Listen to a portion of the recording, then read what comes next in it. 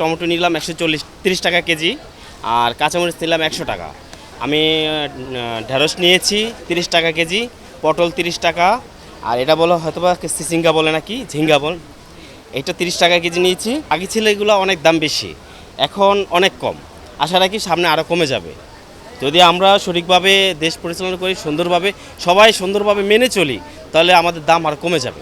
আপনি রাস্তা দিয়ে যাতায়াত করতেছেন, প্রত্যেকটা খাতে আপনি টাকা দিচ্ছেন, যেভাবে পাচ্ছে নিচ্ছে।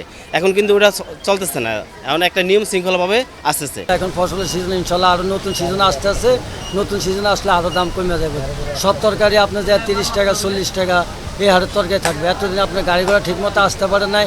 একটা গাড়ি যদি আপনি 10,000 টাকা, এটা 30,000 টাকার উপরে ভাড়া দিয়ে আসতে হয়েছে। এই জন্য আংশিক কিছু দাম বেশি হয়েছে। এই জন্য এখন আর ইনশাল্লাহ দাম বাড়ার কোনো কারণ নেই।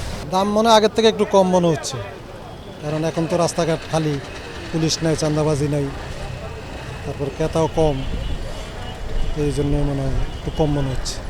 সিন্ডিকেটও মনে হয় এখনও ওইভাবে করতে পারে নাই, এই জন্যই দাম কম বাজারে। পেঁয়াজ টেজেরও দাম কম, আলুরও দাম কম, তরকারিরও একটু দাম কম। তার সাথে এখন দুর্নীতিমুক্ত যদি হয় তাহলে তো মনে করেন সব কিছু ঠিক হবে। সব জায়গায় যদি দাম কমবে, হয় মেন সমস্যাটা হলো দুর্নীতি। প্রত্যেকটা জায়গায় দুর্নীতি, চাকরি বলেন, ব্যবসা বলেন, সব জায়গায় দুর্নীতি। এগুলা যতদিন বন্ধ না হবে এগুলো দাম কমবে না। সিন্ডিকেট তো কমবই, সিন্ডিকেট কম না।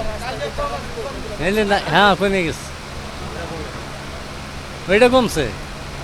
এখন তো মনে করেন যে গাড়ি আইতে কোনো আটকি নাই, টাকা পয়সা দেন নাই কেনা, এই জন্য দাম কমবো। মানে রাস্তাঘাটে যেই চাঁদাবাজিটা ছিল এখন ওইটা নাই, এটা নাই, ওই কারণেও খরচটা কম। তো আমরা কমে দিতে পারবো এখন।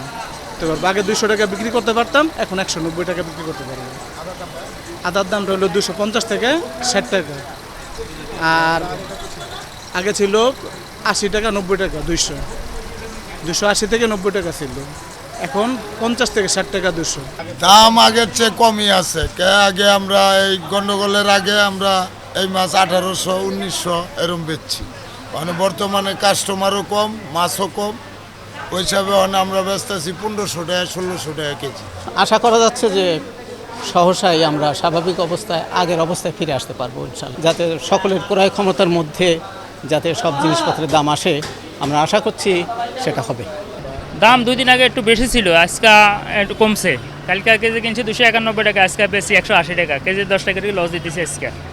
আর বর্তমানে মনে হয় কালকে একটু কমতো, আরও কমতে পারে। আর সোনালি অরিজিনালটা 280 টাকা, 270 টাকা, হাইব্রিড হইলো 250 টাকা 40 টাকা, এরকম চলে। বাজারটা নিচে কমের দিকে আছে। সরকারের কাছে একটা যে আসুক, বাজার যাতে মনিটরিং করে, এমনকি দেশের মানুষ অনাহার যারা আছে তাদেরকে যাতে একটা সুখ সুবিধা, বাজারে যাতে ক্রেতা যারা আসে কি তার জন্য, তারা যেন একটু স্বস্তি পায়।